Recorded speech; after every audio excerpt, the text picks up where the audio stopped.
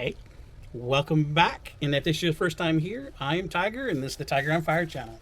We talk about financial planning, retirement planning lately, and basically my journey and ramblings into retirement. I retired at the age of 52 on June 1st, 2024. So I'm less than 60 days into retirement.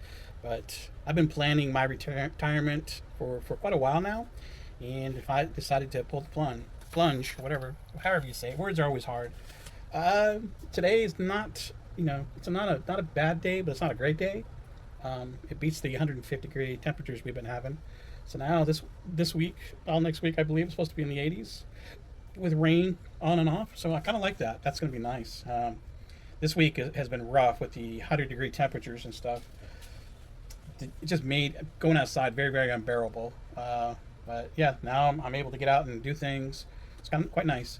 But I figured, we were having this discussion, this kind of a side comment discussion a little bit on, was it Silver and Solo channel? She's got a nice following. She's got a big following. She's got really good content, I think. And I will give credit due where credit is always due, I guess. Uh, and then if you're following me or first time seeing, you've probably seen and watched her videos before too. So especially if you're doing retirement planning.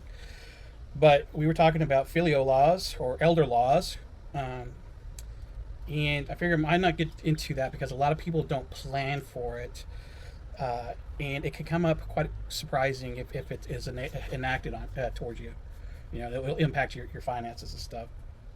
And I have some notes I had to jot down just to make sure I get it right. So basically, the United States, prior to Medicaid being established in 1965, 45 states had an elder law, which was adopted from England, known as the Poor Laws. And Poor Laws was meant to support low-income families that couldn't afford care. Not a bad thing. I don't have a problem with that. Helping others, that are less unfortunate. But so 45 states had these laws, and every state law is different. You'd have to go and dig through what these laws are per state, and if you live in these states, you definitely want to know what these states are. I would know. I would know what the state you live in and the state that your parent lives in because that could impact you as a whole. So in 1965, Medicaid was established, and a lot of these states started to repeal the laws. So they got it down to 29 states and Puerto Rico, so 30 states or 29 states in a U.S. territory. Uh, they still have these laws on the books, and every now and then you could come across and you will find stories where it devastated families because creditors, whatever, the medical community, they sue the children to pay for their parents' health care. And what happens if your parents live in a state with these, what do you call it, filial laws, or elder laws? Um, they the state can basically sue, or if your parents accumulate a nice healthcare bill, they can't afford it, the provider may sue you or the children, and they will win to pay for their care. And in some instances, like say North Carolina, they have a law. If you refuse to pay the support of your parents, it could result in a class 2 misdemeanor and put you in jail up to 120 days, and pay the bill. So there's laws that you definitely need to be aware of. This kind of stressed me out when I was planning when I came across it because I heard some stories. I was running across some stories where you know people were saving up everything that they could to retire early. They're whatever, and their parents racked up these medical bills and other bills, not just medical, and they found out that they were 100% responsible for all their parents' bills, not just medical, uh, and they lost everything. They lost their whole retirement, everything they pretty much owned, because the providers were allowed to come and collect this stuff because their parents accumulated so much debt, and it's not any fault on their own. But in a way, it can ruin your day. So if you're thinking about retiring early, or even retiring when you're 65, be aware of these laws because they can hurt you. If the parent becomes eligible for Medicare, then the government will pay for the nursing home, and in most cases. So a lot of these laws, I guess, are if your parent is not on Medicaid, Medicare just yet, but once they are, I think once they are, it's from that point on. Again, you'd have to look at it. I don't know the rules, uh, but there is a MERP, a Medicaid Estate Recovery Program. So I guess when your parents pass away or whatever, this group here will try to recover any of the costs that occurred by your parents when they're in the nursing home and whatever else, and they will take the estates or joint estates. So if you have a bank account that you share a joint money with, a joint account with, or an estate that your name, like their house, and you have your name on it, they could take legal action against you and take that from you.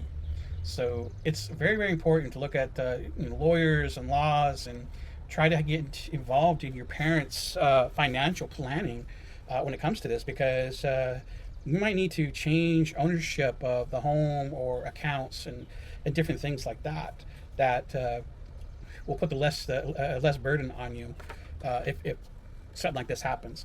Now, some other things you got to look at too. You have joint accounts and stuff like that. A lot of parents, they know they're going to go to a nursing home and other things or something, and so they'll transfer assets and cash and their bank accounts to their kids because they don't want to leave their kids with nothing. But if they do this within a 5-year time frame, and again, every state's different, so you'd have to kind of dig into the laws for each of these.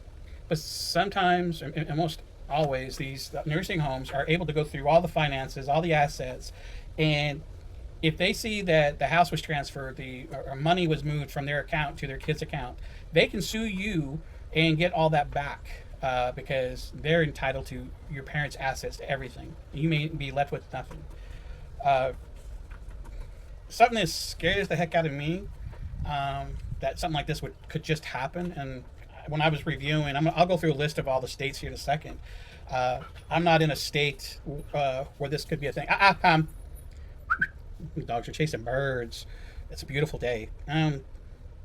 So know the laws, and when you're doing your retirement planning and stuff like that, this is probably something you need to put in your book. I had to put it in mine because it really really worried that I could be building a whole asset for my wife, my kid, myself, and then end up with nothing because all of a sudden I had to have to pay all these bills because my parents. Or my sibling or something like that. I don't know if there's a sibling law or something like that. I'm pretty sure something like that could exist too. I don't know, but try to think of things like that. I'm sorry, I'm scratching my nose. It could impact you, and that could force you back to work. So yeah, that's my big thing. So I'm gonna just run through the list of states I have here. There's 29 of them, and Puerto Rico, which 30. So that are still to this day have these laws in place. There's no indication that any of these are going to repeal, but you never know. So the states are Alaska, Arkansas, California, Connecticut, Delaware, Georgia, Idaho, Indiana, Kentucky, Louisiana, Massachusetts, Mississippi, Montana, Nevada, New Hampshire, Rhode Island, New Jersey, North Carolina, North Dakota, Ohio, Oregon, Pennsylvania, Tennessee, Utah, Vermont, Virginia, and West Virginia, to include Puerto Rico. If you live in those states or that territory, you might want to dig into those states and check out the laws. I'll leave some links in the description for you to reference. But I figure I share this with you and give you something to think about and chew on for a little bit in your financial and retirement planning. So, with that, I'll leave you guys on this, and I'll see you on the next. Later.